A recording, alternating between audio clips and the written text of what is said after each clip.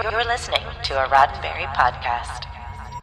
This episode of Mission Log is sponsored by Factor Meals. Head to factormeals.com/missionlog50 and use code missionlog50 to get 50% off your first box plus 20% off your next month while your subscription is active.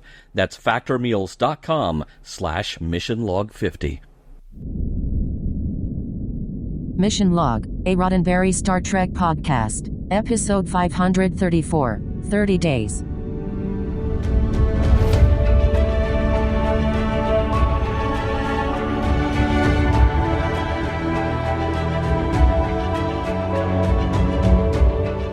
Welcome into another episode of Mission Log, a Roddenberry Star Trek podcast. I'm John Champion. And I am Charlene Schmidt, sitting in for Norman Lau. Each week on Mission Log, we spend some time quietly to ourselves, reflecting on an episode of Star Trek, and then recording our observations for someone to hear in the future. This week, 30 Days, the one where Tom Paris goes diving and finds himself on the wrong end of a Prime Directive dispute. Welcome to the show, Charlene, all the way from Mission Log Prodigy. Yeah, I would say usually the Delta Quadrant, but here we are. Here we are. So, yes, Norman is off for personal leave, and we have had a great, so far, rotating cast of guest co-hosts. More to come. And, Charlene, very quickly, you started out in podcasting doing a Voyager podcast on its own. Yes, tell us a little bit about that. Yeah, sure did. Yeah, way back now. Starting in 2012. Launched To the Journey with my co-host Tristan Riddell, and we had Lori Sears there as well at the start of that show. We went till 2016 discussing the show comprehensively. For all that time, we did 190 episodes, and then decided we had said everything we had wanted to say, possibly about Voyager, wanted to branch out to other things, and we did. But what's really cool is ever since Mission Log has been covering Voyager, it's been a lot of fun to go back for one new round, see the show again, all over again, with a fresh pair of eyes, just because of age and time distance, being, not seeing things in a good few years in some cases, and seeing it in a whole new light, plus our discussions in the Discord on After Dark. Yes. There's always a viewpoint that I have never considered before. After all these years of watching this show so many times, somebody still brings up something new. And that is just so awesome. That's great. That's why I always think of Mission Log as kind of this living entity. We say it that Mission Log is a conversation, and it really is. We're just doing a little bit of it here, and the rest of it carries on afterwards. So I love that. I love that the show changes with perspective. It sure does. This is just a snapshot in time, just in the way To the Journey was a snapshot for me and Tristan way back in the day. And 10 years from now, who knows what we'll say about the same thing. There we go. All right. Well, let's get right to it. If you can tell everybody where to reach us. Certainly. Mission Log is a conversation about Star Trek. Drop us a line at missionlog@roddenberry.com and join us on X and Facebook at Mission Log Pod. And while you're at it, leave us a review and a rating at Apple Podcasts or whatever your favorite podcast platform is. And please remember, your comments could be used on Mission Log or engage on the Roddenberry YouTube channel. Hey, everybody, we'll get right back to the show after a word from our sponsor. Today's episode brought to you by Tribble Toys. Now be sure to visit tribbletoys.com, sign up for their newsletter to hear about their monthly specials and discounts, and trust me, you do not want to miss out. That's right. Back in 1967, writer David Gerrold introduced the world to Tribbles, and everyone instantly fell in love with those adorable furry friends. And in 2008, David Gerrold co-founded Tribble Toys, the only place where you can get Tribbles personally approved by David himself. I mean, if you're going to adopt a Tribble, why not get the real deal? That's it. I don't want an unapproved Tribble. I mean, that's not the kind of guy I am. I want an approved Tribble. So thank you for making that a reality, David. Now, since then, Tribble Toys has placed over 140,000 Tribbles in forever homes. Aw. That's a lot of happy Tribbles and even happier owners. And with 20 different breeds, there's a Tribble for everyone. They come in a variety of shapes and sizes, making them the perfect pets. So why not adopt one today? Speaking of adopting, let's talk about a special deal for the 4th of July. Remember in Voyager's 30 Days when Tom Paris was quite the bad boy? Hey, wait, I remember that. That sounds familiar, like today's show. It seems like we'll get to that fairly soon. It does. If we're talking about ecological disasters, nothing tops a Tribble infestation. You're absolutely right. And just in time for the holiday, Tribble Toys has an exciting offer. The new Bad Boy Bundle. Yes, when you purchase this set of 3 Bad Boy Tribbles, all right, here's what you get. A Borg Tribble, a Mirror Universe Tribble, and an Attack Tribble, the one that we saw in Star Trek Picard. You get a free plush Glommer. That was the Tribble Predator from Star Trek, the animated series. Just one of my all-time favorite things. That's amazing. Okay, I'm sold just on the Glommer alone. Right. I just hope it leaves my cats untouched. But hey, they make no claims, no guarantee. Yeah, especially since one of mine could easily be mistaken for a Tribble. But no matter how you slice it, that is a fantastic deal. Right. Each Bad Boy Tribble is sound and touch activated, making 2 distinct and breed-appropriate sounds. And yes, batteries are included. Even better. So don't wait. Visit TribbleToys.com and adopt your Bad Boy bundle of Tribbles today with that free Glommer. And trust us, your Star Trek collection will thank you. TribbleToys.com. Even the Glommer will thank you because you're providing it with lunch. He gets to eat, yeah. So again, TribbleToys.com. And now here is John Champion with this week's trivia. Why, thank you. I will get through this in considerably less than 30 days. We have a story by Scott Miller, and that's a new name for us. And Scott honestly doesn't have that many credits to his name, though a few notable genre titles like Sliders and Hercules.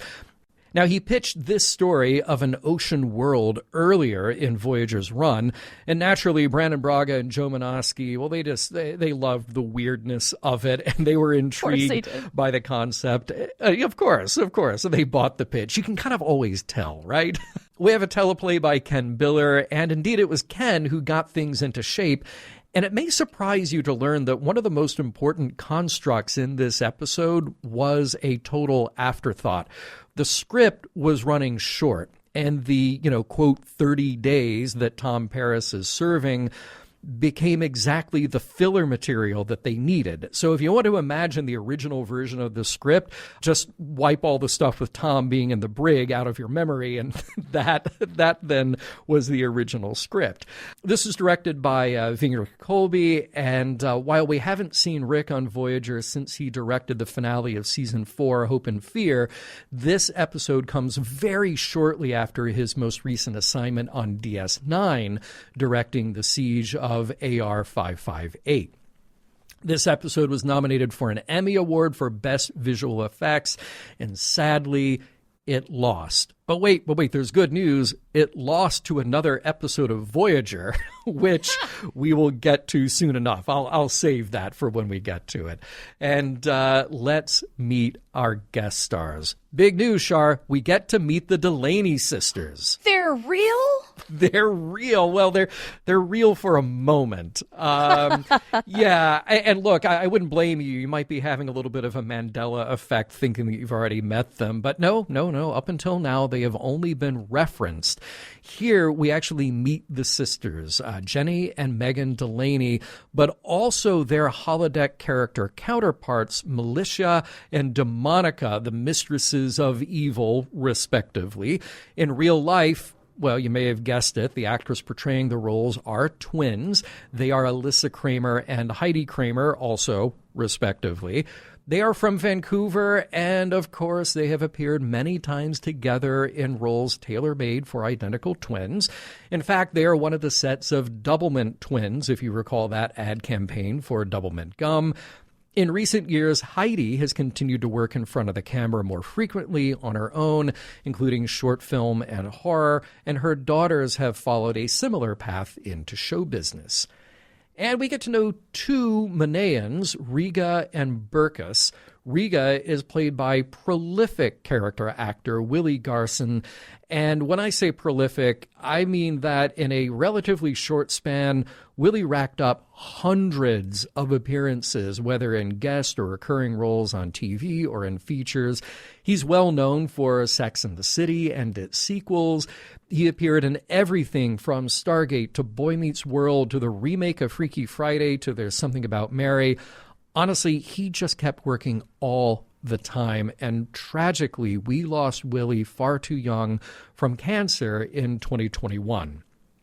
Finally, Burkus is played by Benjamin Livingston, also a very busy and versatile actor. Benjamin had a recurring role on the period hospital drama The Nick, and guest roles on Freaks and Geeks, Frasier and Ally McBeal, and he even shows up in the parody short film George Lucas in Love.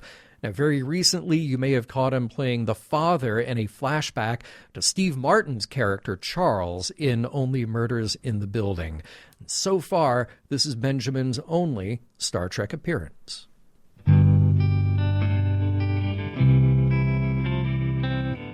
Welcome to the Delta Quadrant. Dive right in. The water's just fine, but there's not really a shallow end to this pool.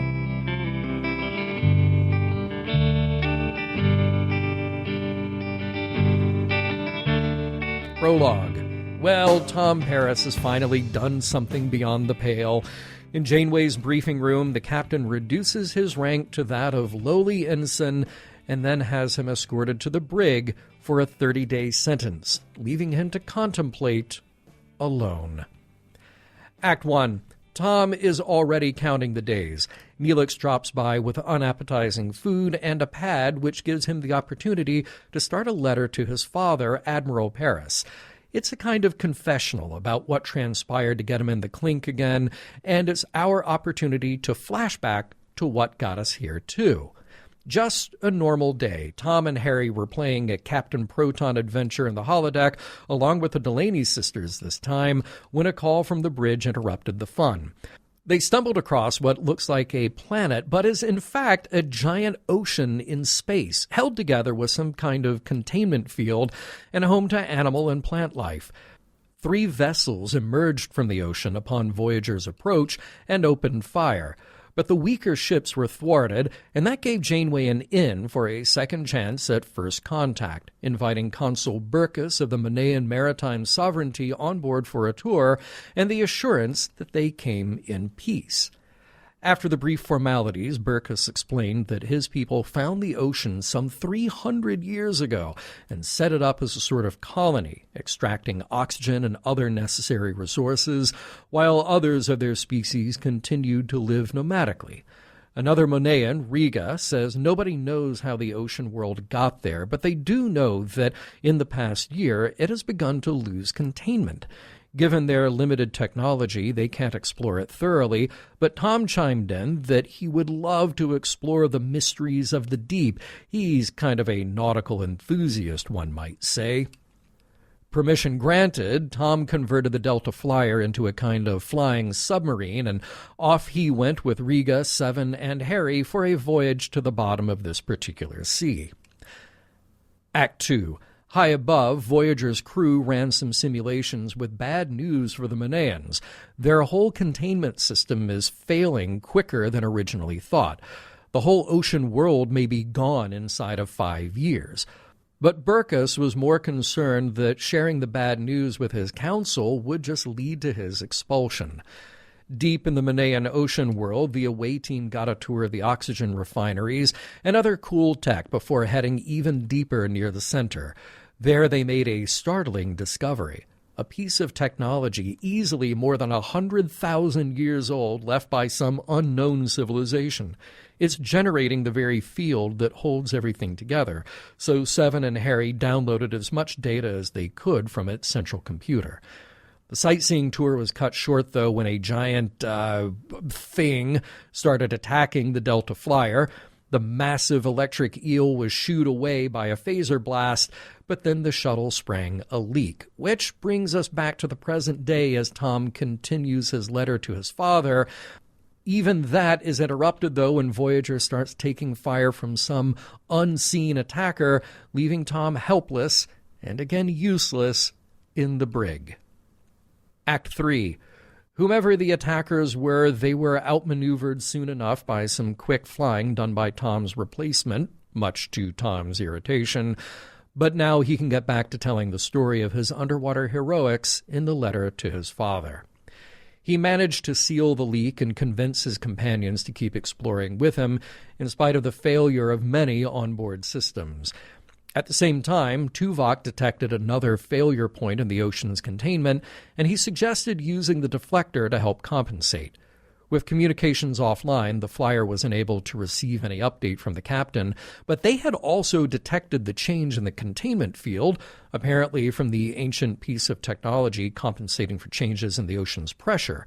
Seven crafted a novel temporary solution to transfer some power to the core, and that worked much to the surprise of the Voyager crew watching the ocean somehow stabilize itself.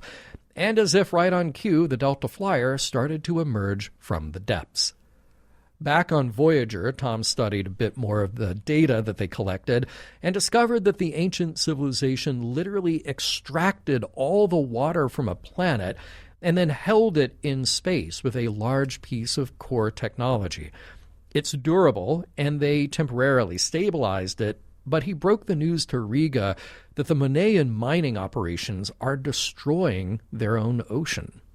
Cut to somewhere in Tom's dream. He's probably 7 years old, playing with a wooden model sailing ship and hearing the voice of his father saying that he'll never amount to anything. That dream is interrupted by Harry, who has come to visit his friend in the brig, and Tom explains how he's been spending his time thinking and recording a letter back home, a letter he still hasn't finished, just like his father always says about him. Act 4.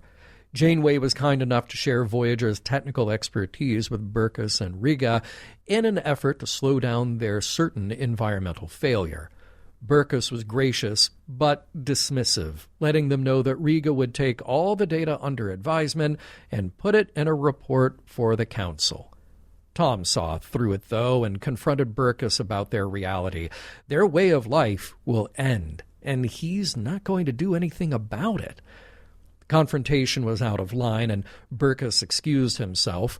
Once alone with Tom, Janeway put him back in his place. This was a Prime Directive issue, not their battle. And as soon as they can, Voyager would resume course back to the Alpha Quadrant. So Tom consoled himself by sulking in the Captain Proton set. B'Elanna found him there and offered something like a pep talk, something about Tom Paris being the hero where Captain Proton can't. Tom took the inspiration to intercept Riga before returning to his world and gave him a bit of a hypothetical. Suppose someone sabotaged the oxygen refineries, and the Maneans had to rebuild them, and maybe rebuilt them to better specifications. Tom was just spitballing, of course. He couldn't actually get involved without a direct request. Cut to Tom and Riga stealing the Delta Flyer and setting a course for the ocean. Act 5. Neither Janeway nor Burkus were happy about this one bit. With few options, Janeway okayed the preparation of a torpedo to act as a sort of depth charge to stop the flyer and stop Tom and Riga from causing an interstellar incident. Meanwhile, Burkus ordered personnel at the oxygen refinery to evacuate. Tom and Riga ignored hails from Voyager and positioned themselves to fire upon the facility, but at that very moment, Voyager took a shot at the missile launched by the flyer. Direct hit, and the two explosives canceled each other out. Which brings us back to Tom getting disciplined by Janeway. He broke a number of rules. Even if the captain agreed with his principles, she made it very clear that she would have blown the flyer out of the water. So it was off to the brig, which brings us to now. Tom is awakened by Tuvok. Released from his 30 days in the hold, he'll need a shave and a cleanup before returning to duty, which he does after a call from B'Elanna checking in to confirm a dinner date that night. Tom also finishes the letter to his father, hoping that someday it might shed a little light on him and help repair their understanding of each other. The end. Very nicely done, as always, John. Why, thank you. I apologize up front for all the changes in tense. So those of you who got through it with me and realized they were telling a story in the future about a flashback to the past that then catches up with itself and then goes beyond that. Oh, boy. Yeah. That is exactly what happened, though. It is exactly what happened, and there's no way I would have had the stamina to actually correct everything that I wrote. So you get what you get.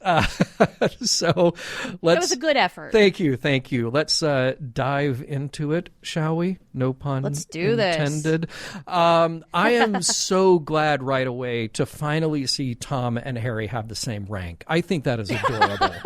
That's so cute for them, right? Yeah. Best buddies now at the same rank. Oh, right. Aww. I also have to say, as far as jail cells go, like, it's not too bad. Like, there's nothing in the 24th century in Starfleet that I think you can consider cruel and unusual punishment.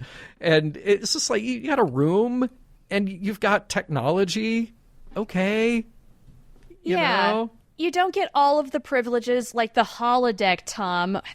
Why would you even bother to ask? I know. Right. Or a replicated pizza. No, I'm sorry. No pizza for you. You are in jail. Yeah, no, it's 30 days. You're fine without your precious fine. replicated pizza, okay? Calm down. Yeah. Yeah, I really like the opener of this story. It does a great job of drawing in us as the viewer, so we get invested in this whole how did we get here kind of a story. It is interesting that I feel like this is sort of that shift when you go from Jerry Taylor to Brannon and a little bit of Joe Menosky and all. You can tell that they're experimenting more with style. And I feel like week after week, it's Brandon saying, ooh, how short can we make the teaser? How much dramatic punch can we give it? And how little dialogue? And I love that. It's just kind of a little game that they have. Like, let's just keep whittling away and make the teaser this thing, you know? Yeah. You know what I think happened is they really nailed that in Scorpion Part 1. Yes. It's oh, my 15 minutes, a Borg cube gets destroyed. What? Yeah, done. It doesn't get much more intense than that, and they've been chasing that high ever since. Exactly. I have so little in common with Tom Paris, but he and I do push-ups exactly the same way. 1, 2, 3, 98, 99, 100. That's all I'm good for. How's that workout routine going? Oh, it's great. As you can tell, I can hardly fit on the screen. I'm so buff. Yeah, that's got to be a marketing routine of some kind. Yeah. I'm not sure why or how, but Yeah. I don't know. Are you going to meet Starfleet? Isn't there like a physical fitness protocol you have to meet to be in Starfleet? There better not be. Is that going to cut it? Yeah. No, I think I'll definitely be an enlisted, Yeah, I think Miles O'Brien. non-com. Yeah. He had the right idea. Yeah. You don't have to do all those push-ups when you're enlisted. No, exactly. Although, you know what? If Tom wants to do a prison riot comprised of approximately one person himself, Right. maybe he ought to do some of those push-ups and at least have half a chance. Oh, he should. It would be funny. You cut back, day 29. He's all like tatted up and he's got, just bulging muscles. I'm like, whoa, what happened to him? So buff. Baxter's been training him, Oh my gosh. I hope so. Yeah. Where is Baxter? He's in the gym. He's working out so hard. He didn't even hear that Tom got thrown in jail. Yeah. Oh, man. Dude really needs to get out of that gym every now and again. Every now and then, yeah. Just every now and again. I'm always happy to see Captain Proton. So this episode is no exception to that rule. I do find it a little goofy, though, how we have Captain Proton and the completely realistic ability to fly through space without even as much as a helmet. Okay, so I have to say I love that detail because if you go back to the old Flash Gordon and Buck Rogers serials of the 30s, they do that. I mean, there are clouds in space, and there's, wing walking in space, and just insane junk like that before we had actually sent humans up there. It's just so goofy now, and that's its charm. So goofy and wonderful. And I love that in that universe, the Voyager holodeck computer would allow that to happen. Like, it would get it and say, oh, well, of course you can do this because this is how that holodeck adventure should look. And yeah, I, like you, glad to see Captain Proton back. And we finally get the Delaney sisters. I just thought that was hilarious. Yeah. They were mentioned all the way back in the episode Time and Again. Season 1, episode 2. Wow. They were talking, Tom and Harry were talking about the Delaney sisters. Yeah. A couple of observations about that. Okay. Like, number one, yeah, it's nice to see them on screen finally. In this ship of 150-ish people, we should have a good idea of who some of these recurring names are. Yeah. But, okay, now we're going to get to it in season 5. But you would also think maybe after 4 years, Tom would know which Delaney sister is Megan and which one is Jenny. And come on, Tom. Even identical twins can be completely different people, and you should know that. One would think, yeah.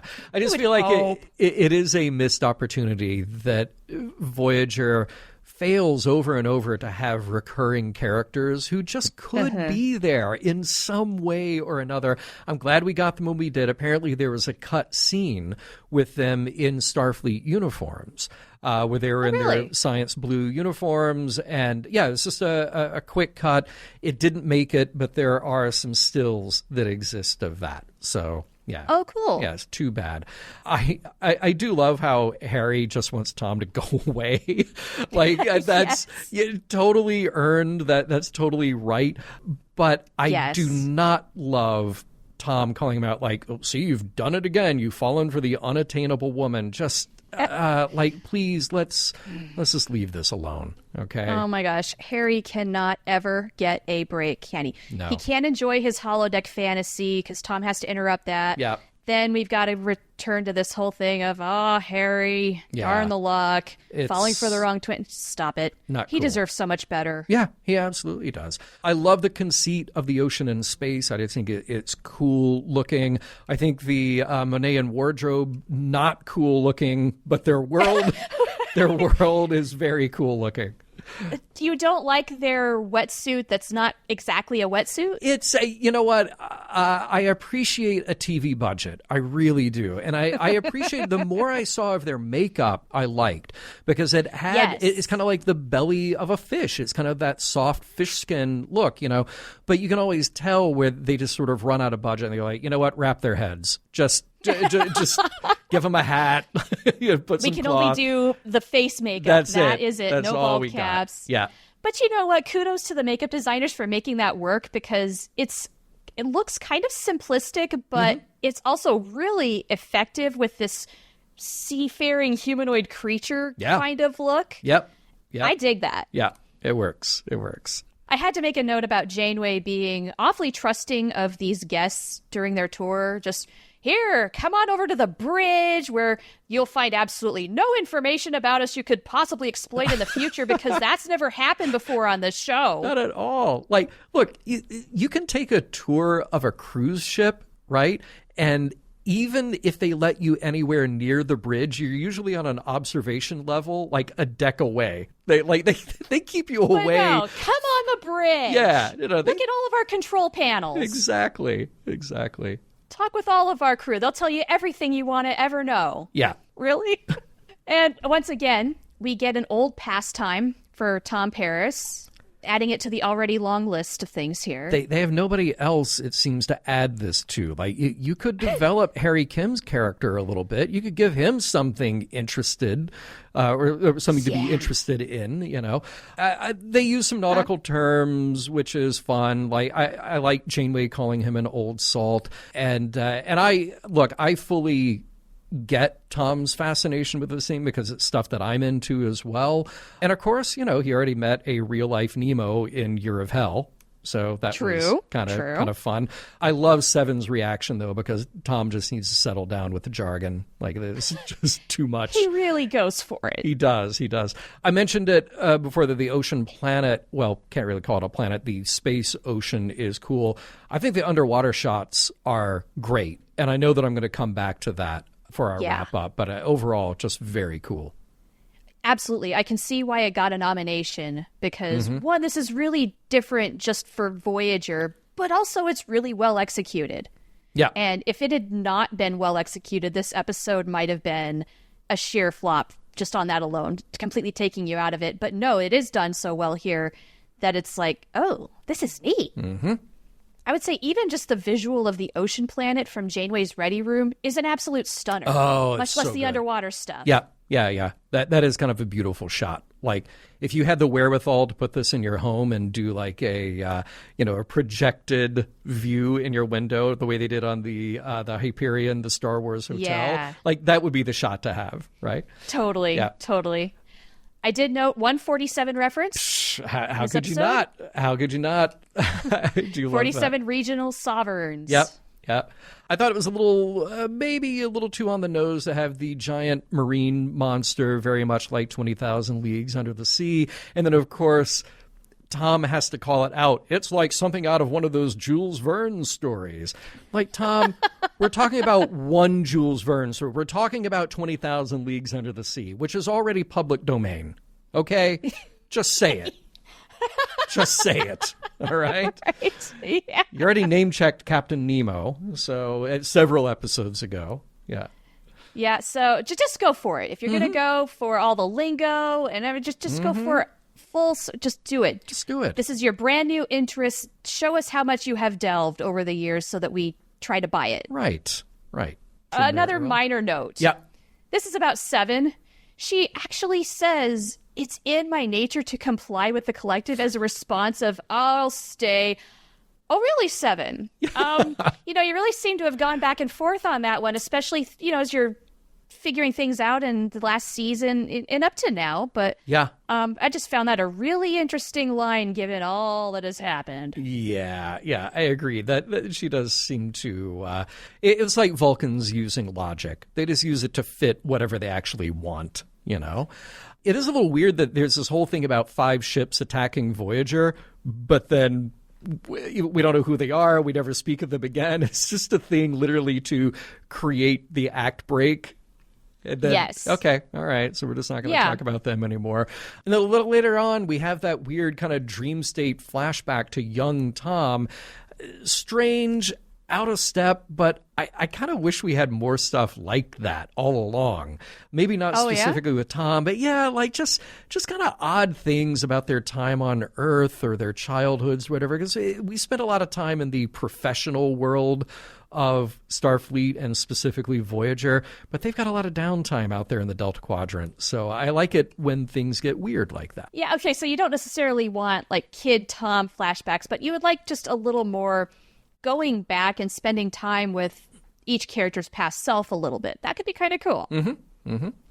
That would be all right. Yeah. I did notice in Tom's dream, Janeway sentences him to 30 years in solitary confinement. His brain is really dramatizing this sentence. Yeah. He's such a drama queen here about this.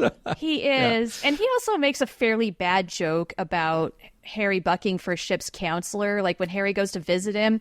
And like it's meant to be a joke line. And Mission Log has pointed out many times in the 5th season already, because there has been such a focus on mental health, like somebody really should step up and become ship's counselor. This ship needs one badly. Yes. And this is like yet another commentary on how mental health was regarded in 90s Trek, unfortunately. Yep, totally agree. A little flashback for me to our encounter with the Malons some episodes ago, because B'Elanna literally hands the Maneans instructions on how to make oxygen. Like, here you go. Here's the book. Here's all you need to do. And then they're just like, yeah, thanks. We'll never look at it. Yeah. Guys, this is environmental crisis easy mode. Well, hey, as we always say on Mission Log, the aliens, they are us. And then here's a little helpful thing from our friend Tom Paris. Hey, are you guilty of violating the Prime Directive? Just go take solace in the holodeck with, black and white sets and characters. That's just how you get away, how you escape. I do still wonder like how and why everyone else is in black and white when they're in there. Like that's kind of it's a weird conceit to stick with, because he's not actively playing the game when he's in there. But he's black and white. B'Elanna's black and white. Presumably they see each other in black and white. Does one of them go like, hey, this is weird. Can we not do this while we're having a personal conversation? You know? Right. It is odd because the whole scene is basically B'Elanna influencing him to be a rebel with a cause. Yeah, which we need to come back to that because there's something strange about that, you know. And then shortly after, we go to Tom's encounter with Riga, and he goes like, I'm just asking questions. And I thought, oh, man, that is the most cowardly thing. That is the most cowardly approach to literally causing problems for other people. And by the way, and then Tom says that he can't get involved without a direct request. Like, somehow that would exonerate him? Like, if he went back to Janeway and said, oh, no, he asked me. Like, come on. That's not plausible deniability. No, like, I'm it's not a lawyer or anything like that, but even I know that won't work. Yep.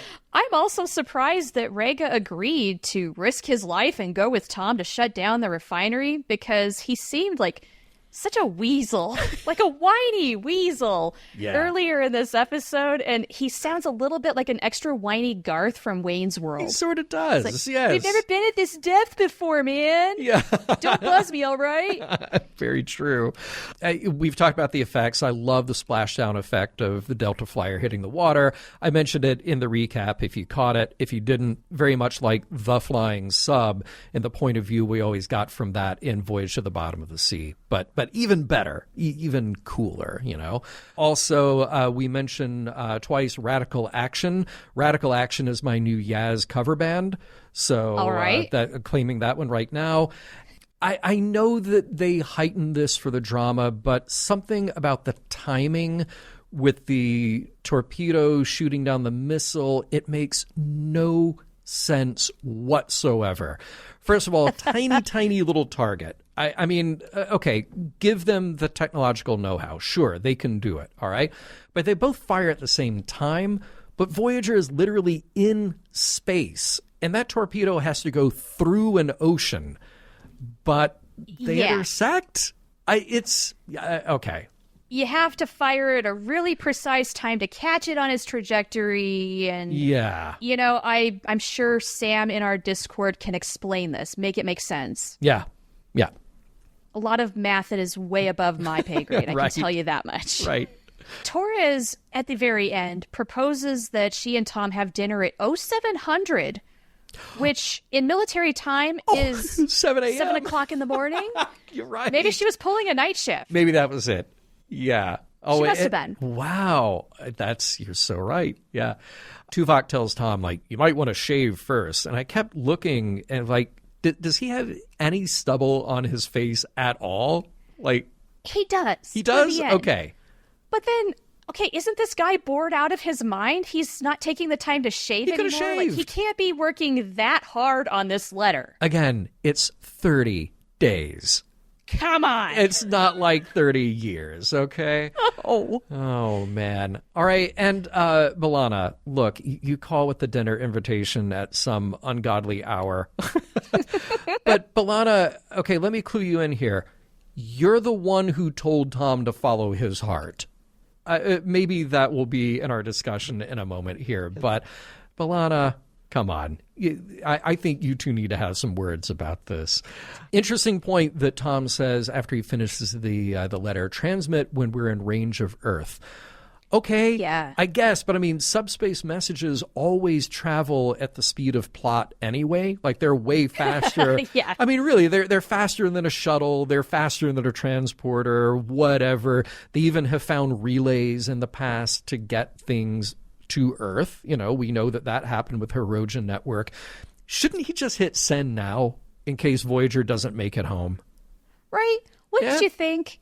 Yeah. And if and when Voyager does reach the range where it can transmit this subspace message to Earth, will Tom even remember that his message went out? Probably not. He'll hear from his dad like, oh, yeah, that. No, just ignore it.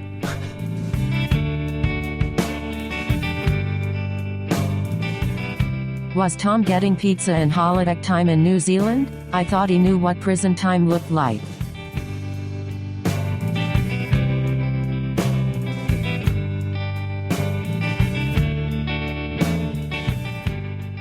we'll get right back to 30 days after a word from this week's sponsor, Factor Meals. Hey everybody, as summer approaches with its warmer, sunnier days, we know you're looking to make the most of it. And that's why we're excited to tell you about Factor's no prep, no mess meals that are perfect for fueling up and staying on track with your wellness goals. Absolutely. Factor's chef-crafted meals are here to help you achieve those summer goals with ease. Whether you're into Calorie Smart, Protein Plus, or Keto, there is something for everyone. These meals are fresh, never frozen, and dietitian approved, ready to eat in just 2 minutes. So even if you're busy exploring the final frontier, you'll still have time to enjoy nutritious and delicious meals. It's time to kickstart that healthy routine, folks, with 35 different meals and over 60 add-ons every week. You'll always have something new and exciting to try. And it's not just about variety. These meals are here to help you crush those wellness goals. Now is the perfect time to start with dietitian-approved meals and ingredients you can trust. From breakfast to dessert, Factor has got you covered with easy, nutritious options. So treat yourself to restaurant-quality meals featuring premium ingredients like filet mignon, shrimp, and blackened salmon. And the best part, you can keep kitchen time to a minimum, because Factor meals are ready in just 2 minutes. And that means no shopping, prepping, cooking, or cleaning up. And I can vouch for this. I keep a couple of those in the fridge here at work. I keep a couple of them in the fridge at home. And I love the ease of just heating it up and enjoying a fresh, nutritious meal. It is the best. I'm sorry, I was just having a moment thinking about the blackened salmon. Effortlessly support your lifestyle with Factor's 6 menu preferences. Whether you want to manage calories, maximize protein intake, avoid meat, or simply eat well balanced, there is something for everyone. So what are you waiting for? Head over to factormeals.com/missionlog50 and use code missionlog50 to get 50% off your first box plus 20% off your next month. That's code missionlog50 at factormeals.com/missionlog50 to get 50% off your first box plus 20% off your next month while your subscription is active. So trust us, you will be thanking your future self. Make today the day that you start a new healthy routine. Live long and prosper, everyone.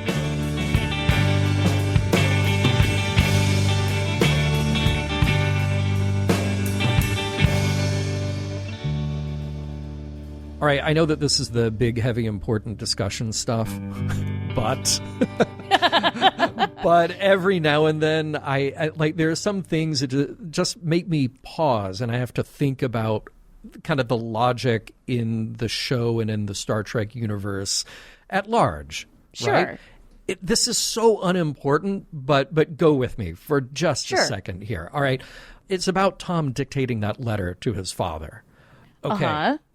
Now, when we do that now in real life in the 21st century, our devices, our phones, our tablets, whatever, they're really good, but they're not perfect at translating voice to text. Like, I have to tell my device, period, comma, hyphen, new line, blah, blah, blah, because I know then that the final product will be text instead of exactly what I'm saying, right? Right. Now, Tom's pad, very smart, because it knows when he starts the letter, it knows to start over, it knows to overwrite something rather than just keep recording kind of in a stream of consciousness, all right?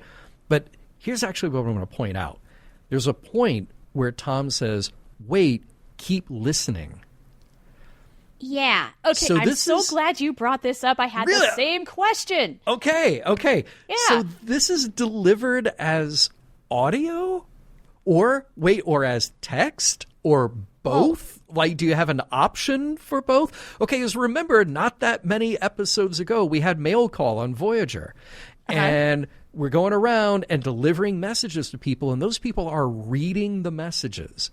They're looking at them on a pad, except for Janeway, because for purposes of drama, she has to see the message that, of course, is forged. We have the fake message from Starfleet. Sure. But that, I just thought that was so weird. Now, of course, this is one of those things that kind of happens at the necessity of the plot. But I really wondered about that. I'm glad I'm not the only one who was stymied by it. Same thing was running through my head, John. You are not the only one.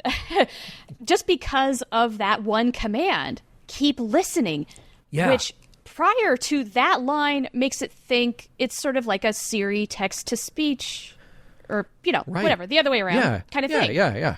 But that raises the question, was this an audio message, a text message, both? What are we doing here? Because in Hunters, that's kind of a different thing just because they only had so much bandwidth using the Hirogen network, so it had to be text to maximize that. This, 140 on the other characters. 140 characters. Yeah. So you get. Yeah.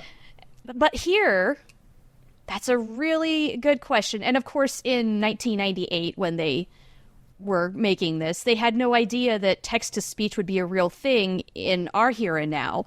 Yeah. And nevertheless, Yeah, and it just seems like, it feels like the default in Star Trek, in that universe, in the 24th century, the default seems to be audio-video.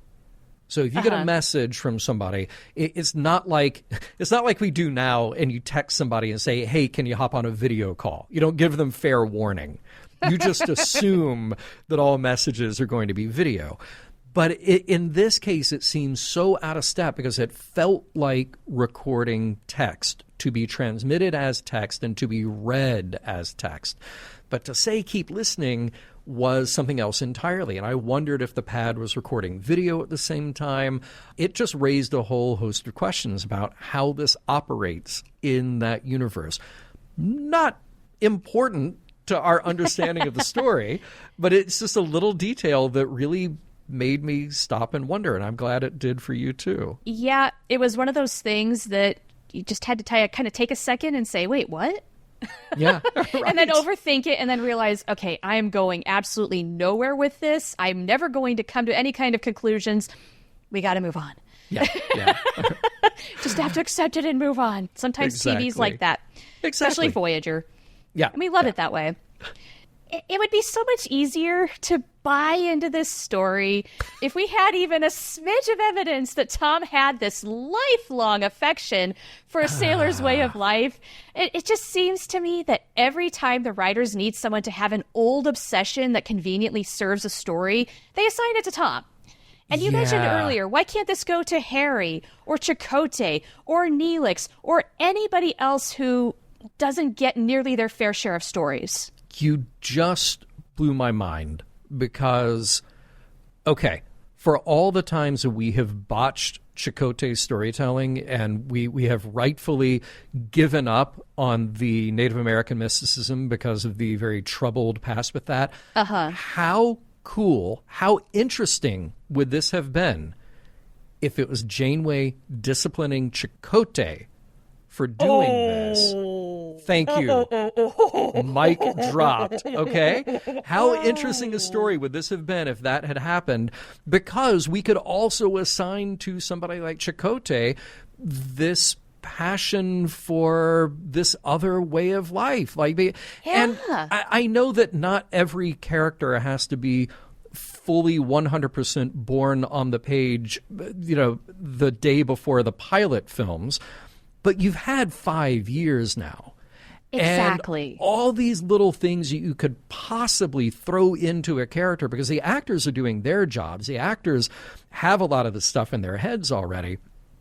Imagine if you say ooh, wait a minute, somebody who's really tuned into ancient nautical traditions. I thought they played that much better with the Next Gen cast because by the time we got them on the HMS Enterprise, remember? Yes. It kind of that just sort of fit. And, we had seen Picard with vintage sailing equipment before, even when we got to DS9. And we kind of layered this into the story with Benjamin and Jake doing the reproduction sailing, solar sailing, things like that just seem to fit kind of naturally. Doing this with Tom really felt like an afterthought. It felt so forced. We really want to do this story. How can we do it? Who can we give this lifelong obsession with the sea? Yeah. And the thing is you could have given it to anyone. The only real connection Tom may have is the fact that he does love 20th century history, now going back to 1800s sailing ships. But I'm sorry, that is weak. You could have given it to Chakotay and it would have been just as believable, possibly more believable, because doesn't Chakotay have a little bit of an interest in archaeology and stuff like that? He likes old stuff. Thank you. And sort of a love for nature and the sort of like spiritual connection to nature. Like you could lift out the manufactured Native American mysticism of it and just sort of generically go with the idea that he cares about the environment. He cares about place. He cares about history. And imagine in that discussion when it was that Burkus throws out, we've got water in the veins, and he's so smug about it. And you can have Chakotay actually really get that and go like, no, I understand what it means to be connected to a place. Yeah, Kuchimoya, bones of our people. Yes, Kuchimoya, all y'all right now in this room. Yeah, all y'all seafaring creatures. Yeah. Oh, man. Kuchimoya ocean planet. Well, it's not planet. Yeah. Kuchimoya ocean and space. Ocean and space ocean. Yeah. Look, I hate that we just both put on our writer's hats for this, but it seems so right that you could have taken this, which is a story that would fit in other iterations of Star Trek, just given the general theme here. But you could actually apply it to characters where it isn't just like, oh, Tom's the bad boy again.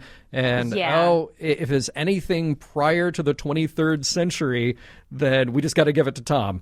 Because we don't know what else to do. He's our guy. He's Tommy Do-All. He just does a little bit of everything. And Tom also has the daddy issues. Oh, so yeah. That does make for the good part of the story where he's writing the letter to his dad and is like, I'm in the slammer again, but it's for a good reason this time. Please let me explain myself. Even if you don't understand, I can at least get my point across.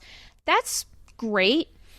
I do feel like for an episode that does center around Tom Paris, this does at least do him the service of giving him some character building.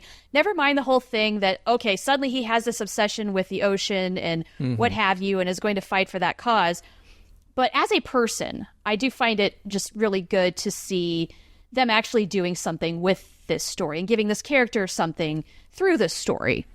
Yeah, we've only gotten real glimpses, and when we've talked about Tom and his relationship with his father, it's that kind of sulking teenager, like, oh, my dad doesn't understand me, so I'm a rebel, exactly. I'm a bad boy.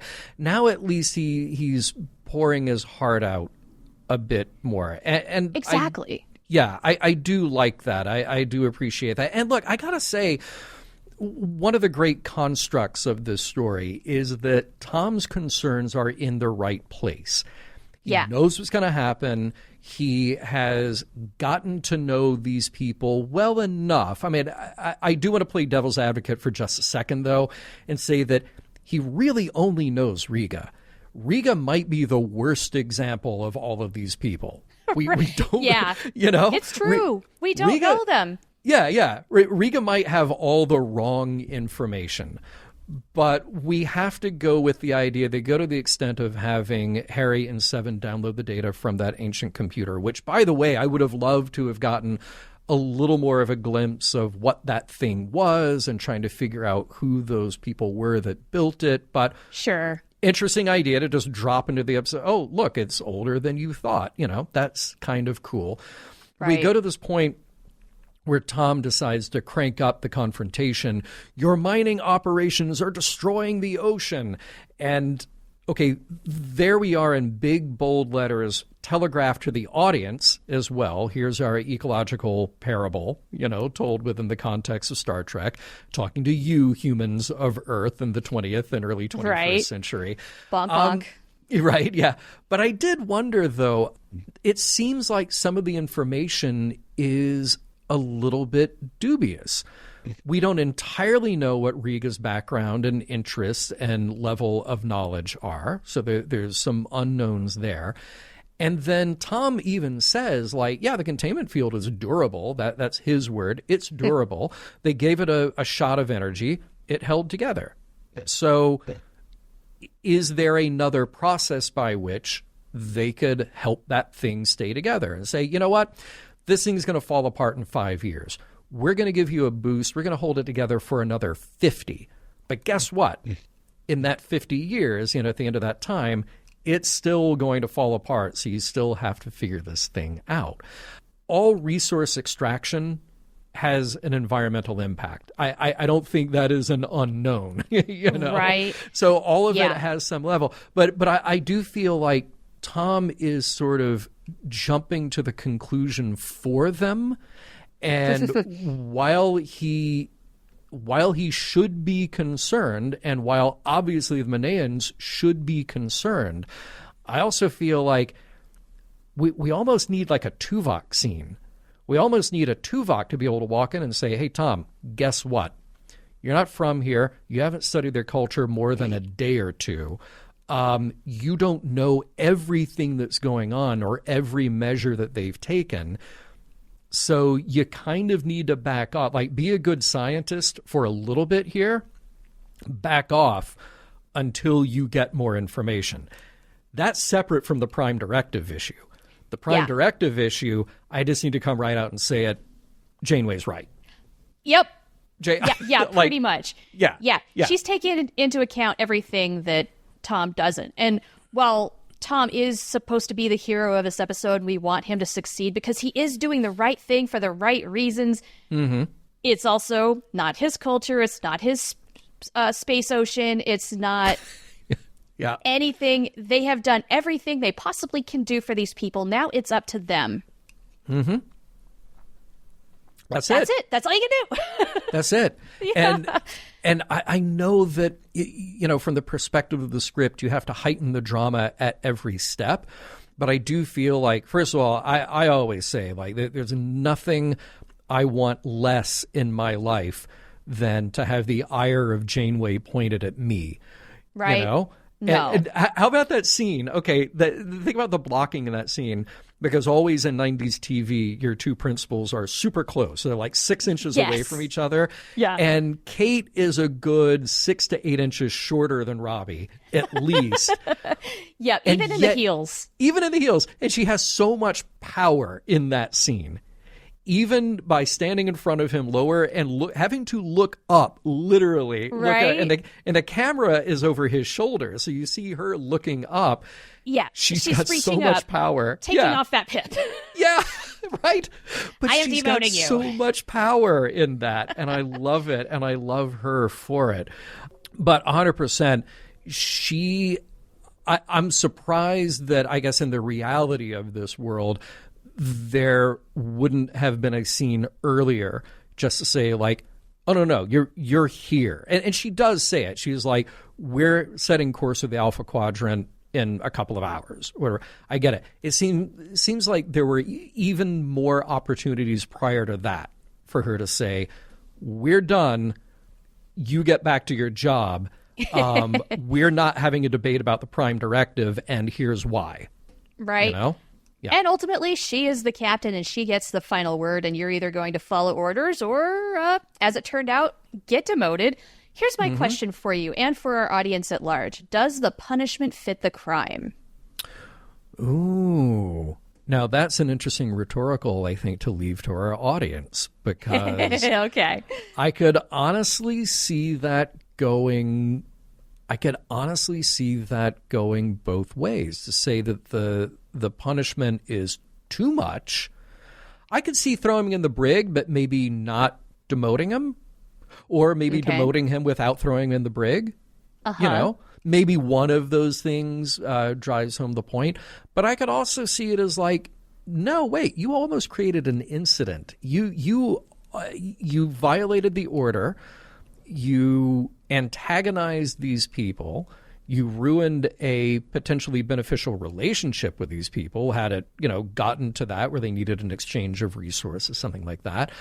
Guess what? You're an ensign for the entire ride back home. Right. But we still need you to pilot the ship.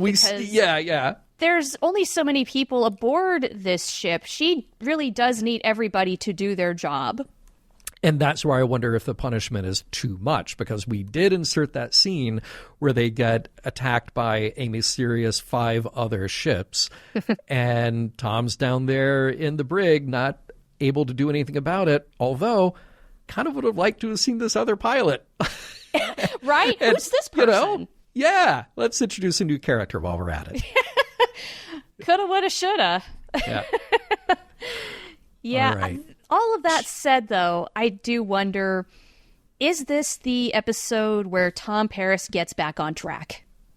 Because on Mission Log, there's been quite a bit of discussion, as well as in our Discord, about the characterization of Tom Paris, how he has been kind of iffy, a little wibbly-wobbly, maybe a little regressive, not necessarily a great boyfriend to B'Elanna most of the time. Yeah.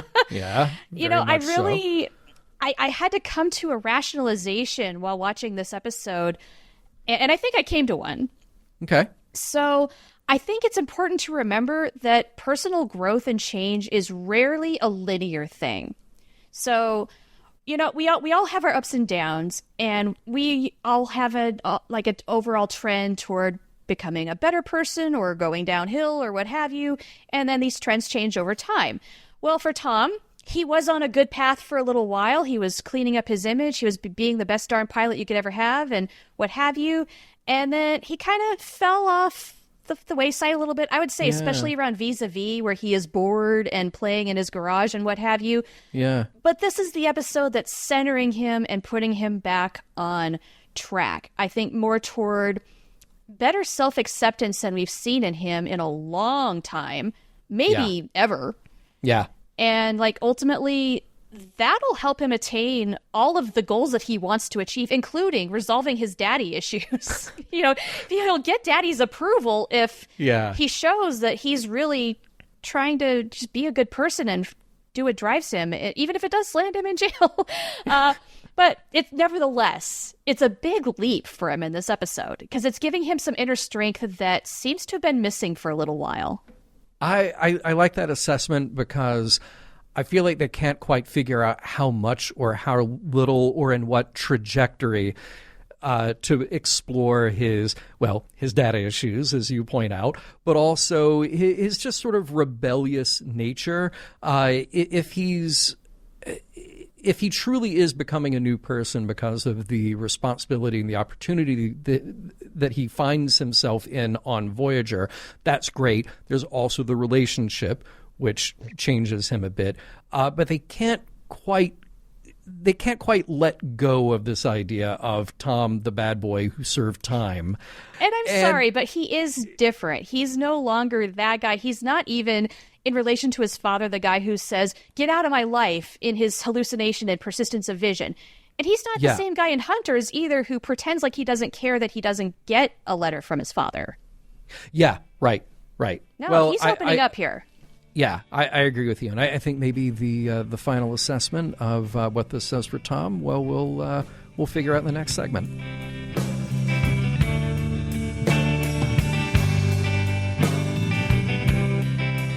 If there was ever a planet whose people needed to be introduced to fodder, this is that planet.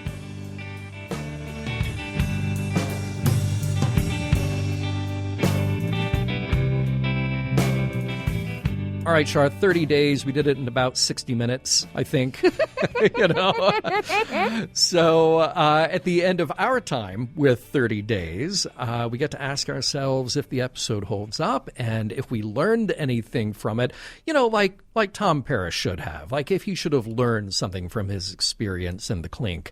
So I will defer to you first, and you let me know. Now, when we ask each other, does the episode hold up, this is a purposely vague question, because you may find some things that you love or some things that drive you insane that prevent you from embracing this episode and holding up high in the Star Trek pantheon. But I give the question to you, and you may answer it in any way that you like. Does 30 days hold up?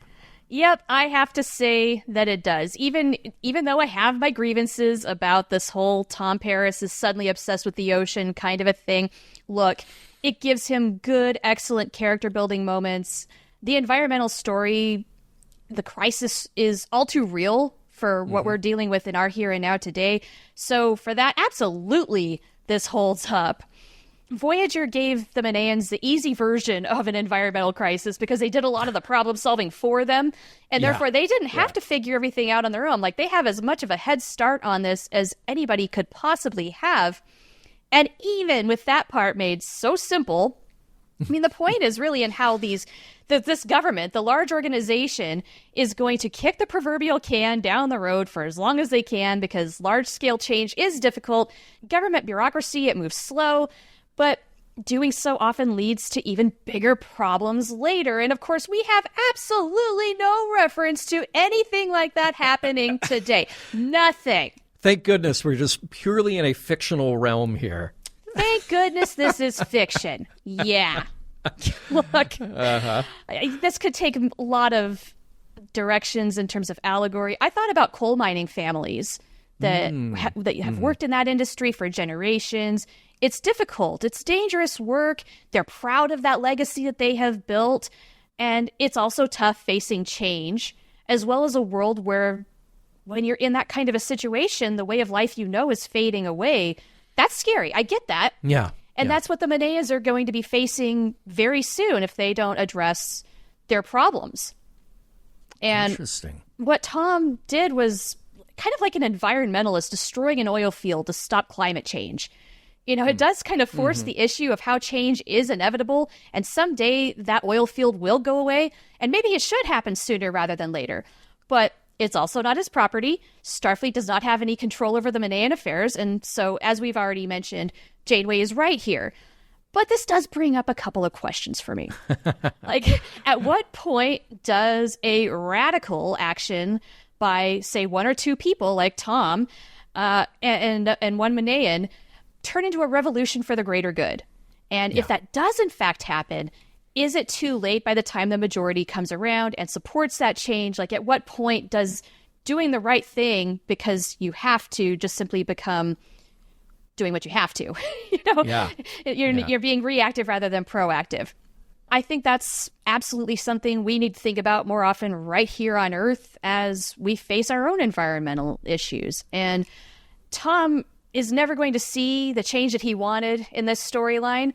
But you know what? I do have to wonder if he maybe started a process of change among the Maenans. His convictions influenced Rega, who might influence more people in his government, maybe as well as other Maenans in the society that we do not know. Yeah, right? Yeah. But you never know. And maybe when they find out what happened, they will do a better job of turning things around than humanity has regarding our environment. So I hope they turn things around better than we have so far, because our track record is awful. And I think we ought to remember, too, that we have a pretty cool place right here on Earth.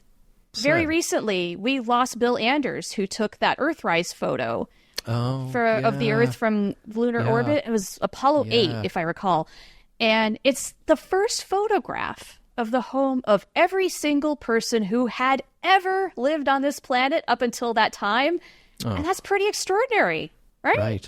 Right. Life itself is pretty extraordinary. And when I think of how we, as humans, treat each other and this beautiful planet we call home, like, I always have to think about Edith Keeler, who gives me hope with that line about taking all the money we spend on war and death and investing it in life. And, hey, that, too, would be pretty extraordinary. And I hope we get there, and I hope the Maenans got there, too. That's beautifully said. Thanks. I love that. Look, I'm pretty much right in line with you here. I mean, look, there are some funny things about this episode if we ask if it holds up. I mean, it still cracks me up that Tom is treating 30 days like 30 years. It's like, come on, dude, you screwed up. You know it. He is a bit of a changed man. And because of that, he should honestly just stick by his guns and take the punishment on the chin. That, I think, would show some change. Hey, Dad, I'm back in the clink. But you know what? This time I did it for a reason. And here's why. Because I felt so motivated by these people. Instead, he's just like, he kind of doing the teenager thing. Like, I want pizza and I want a holodeck. And dude, no. This was your opportunity here. As an episode, it's really ambitious. And I like that. And yes, you can say, well, of course, they use CG at this point so they can do anything. But here's the thing. When they decide to set a good deal of their story on an ocean world, on space ocean, that means that not only are you changing the look of everything, but you're changing the lighting, the reflections, the movement, the physics of everything. Which means then that you are remodeling all of the stuff that you normally do in space. So this is quite an undertaking, and I think really played off. Like you mentioned before, just some stunning visuals in this episode. I think the story itself is very ambitious, even if it doesn't always hit the mark. So here's what I mean by that. I love seeing Tom have a problem here. And that is not totally out of character for him because, as you mentioned, there's this piece of him that's still the old Tom, right? But I don't know if I really buy his dedication to the plight of the Maneans. And maybe what I need to see here is something to make it more personal, to raise those stakes a bit more instead of just, I really like Jules Verne.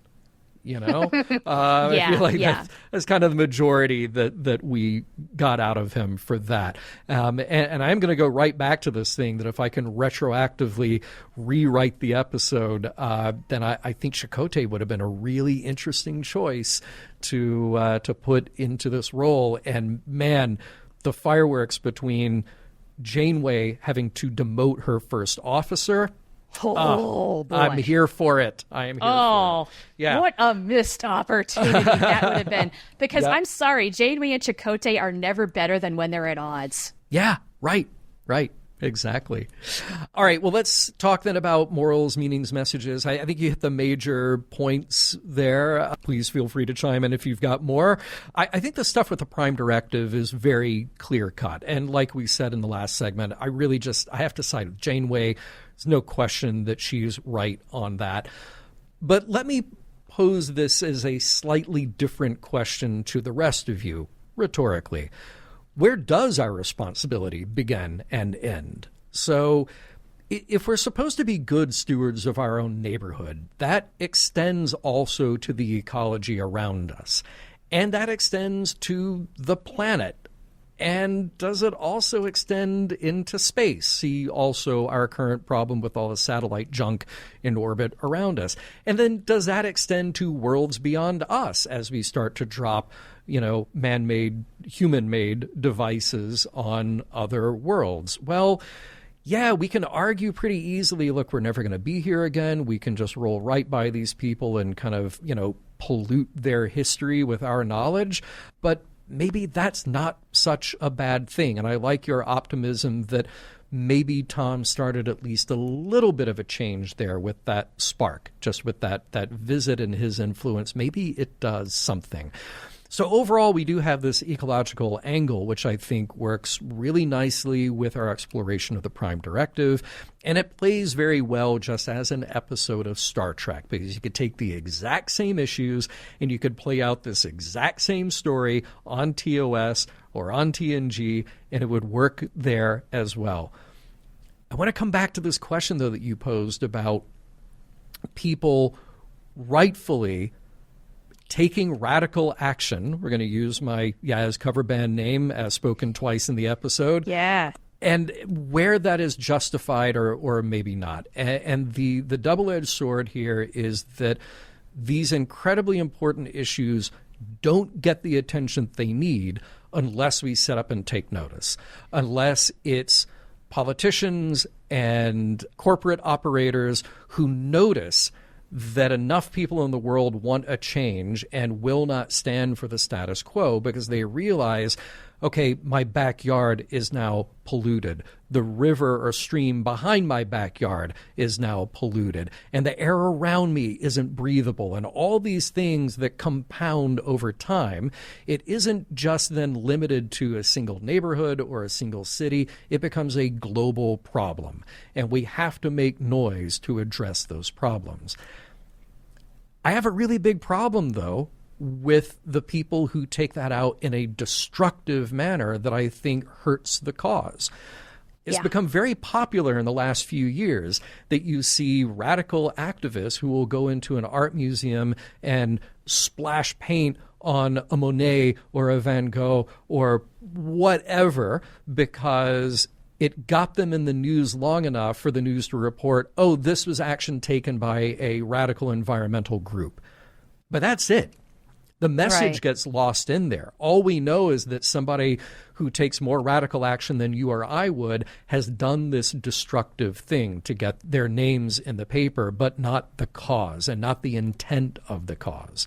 So I do have a great deal of sympathy here with the idea that we need to take action, we need to raise awareness, but we also need to do so in a way that is constructive and approachable and understandable for all the people who need to hear that message. Mission Log is produced by Roddenberry Entertainment. If you'd like to support us directly, you can do so at patreon.com/missionlog for early access to shows and the Mission Log Discord. Our website is missionlogpodcast.com, and for more Star Trek news and discussion, visit trekmovie.com. On the next Mission Log, Counterpoint.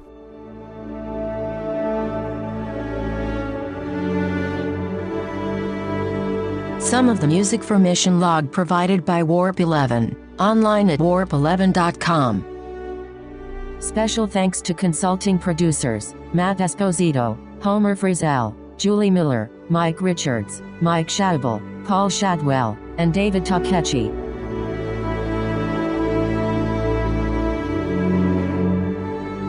If Tom crosses the line one more time, he'll be outranked by Naomi Wildman.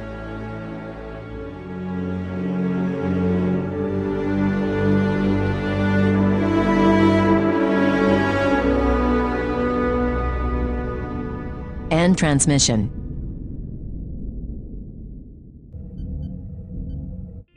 This is a Roddenberry podcast.